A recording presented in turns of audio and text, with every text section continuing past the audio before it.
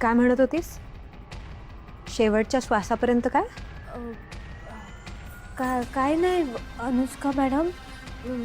मी मी म्हणत होते की तुमचा ना आदित्य सरांचा साखरपुडा होणार आहे. हां.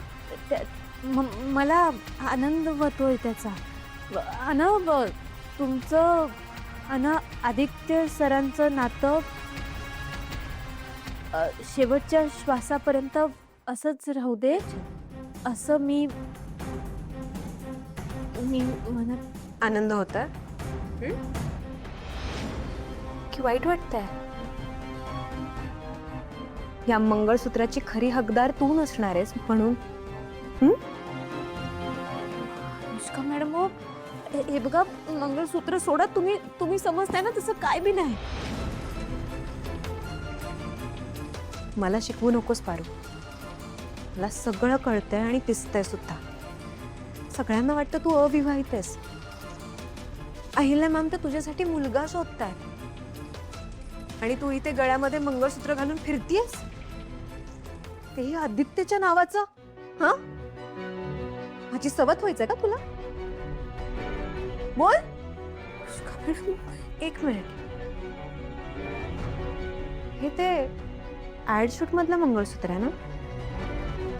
खोट्या लग्नाच्या खोट्या विधी करताना घातलेलं ते तू अजून पण काढलं नाहीयेस का?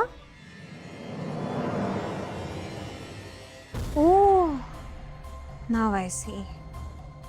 किर्लोस्करांची सून होऊन त्यांची प्रॉपर्टी हडपायची ना तुला, आणि मग त्यानंतर तू त्यांना ब्लॅकमेलही करशील. शी, बिचारे अहिल्या मॅम, त्यांना हे सगळं कळायलाच हवं. नाही, त्या तुला मुलीसारखं मानतात, डोळे झाकून विश्वास ठेवतात तुझ्यावरती, आणि तीच मुलगी किर्लोस्कर घराची सून व्हायची स्वप्न बघतेय आणि माझ्या आदित्याला माझ्यापासून दूर करायचे प्लॅन्स करतेय. हे त्यांना कळायलाच हवं. अनुष्का मॅडम थांबा. नाही बघा, मी पार, माझे पाय सोड. माझे पाय सोड. अनुष्का मॅडम, तुम्ही समजताय ना, तसं खरंच काय बी नाहीये. तुम्ही एकदा माझं ऐकून घ्या ना. का मी तुझं ऐकून घेऊ? हा, माझ्या नवऱ्याच्या नावाचं मंगळसूत्र घालून फिरतीयस तू. आदित्यची बायको व्हायचंय तुला? हा, बोल.